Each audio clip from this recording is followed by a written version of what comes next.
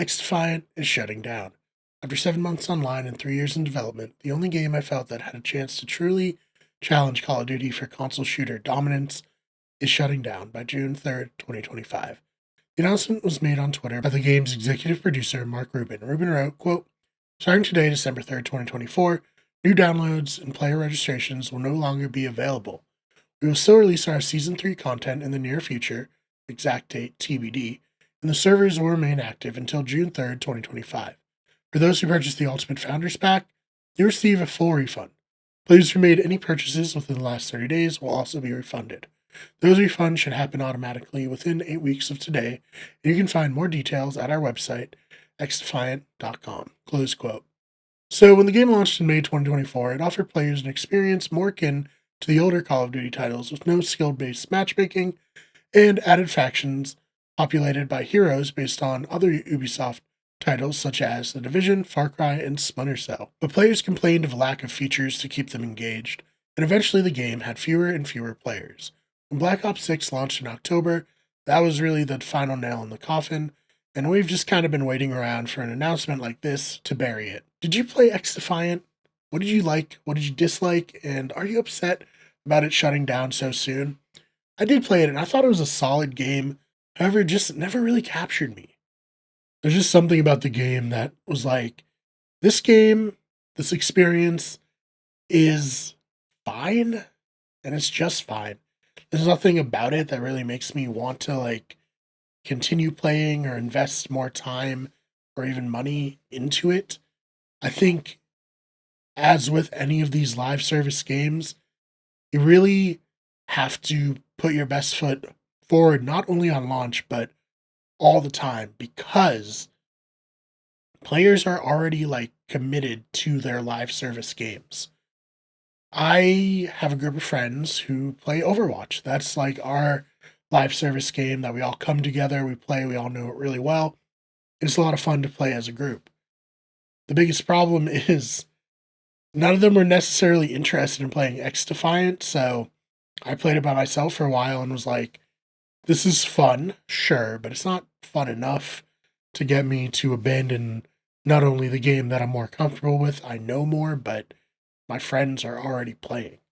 And that's a big part. You have to be so good that you really speak to players on that level when we have games like Overwatch, Destiny, even Apex Legends, and of course Call of Duty Warzone, and the biggest one of all, Fortnite, that already have sunk their teeth into these players, and there's just not really a chance of them letting go. I mean, I don't know if it's a sunk cost fallacy exactly, but it's more of the I enjoy these games about the same, or maybe I enjoy the new game a little bit more, but I have all this stuff, I have all this money, I have all this time invested in the game I've been playing for so long. So it makes it really difficult to break in as a new live service game. We've seen it this year. Concord, not the biggest, most popular game. Even a game like The Finals, which I think is a superior game to a lot of these live service games, just not really catching on. And people do like it, but I feel it's one of those things where it's yeah, it's really good, but no one's really playing it, or at least most people aren't, and then the conversation isn't really revolving around it. The last new live service game that really captured me in any meaningful way was Helldivers 2, and I know the internet has enough problems with Helldivers 2. I don't want to get into all of that, but Helldivers was really different in a way that it didn't feel like it was competing necessarily with Overwatch for me. In, the multiplayer, it was more of a game about camaraderie and coming together and fighting for one goal against the computer. And that way, it kind of, in my mind, separated from a game like Overwatch or XDefiant or Call of Duty. It's more akin to Destiny, to one of those types of games.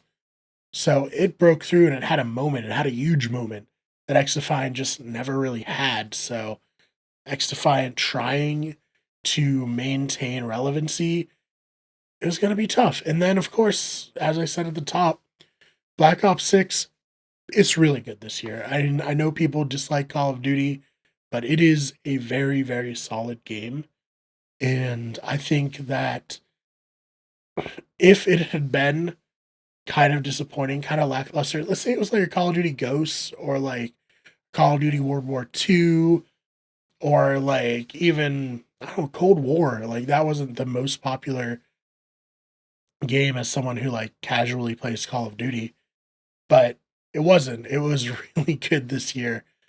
And had it been not as good, maybe more people would have been like, let me try XDefiant. One thing I do kind of want to talk about, and I don't know if this is going to be like negatively perceived, and if it is, fine, I guess. These companies know what keeps people playing. And honestly, the skill based matchmaking does keep people playing.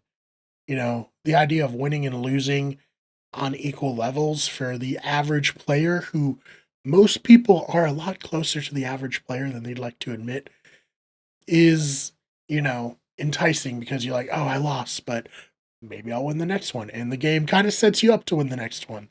Whereas, like in X Defiant, I was getting rolled. I had my games, sure, but there were a lot of games where it's just like, oof, that one person on the other team, very, very good.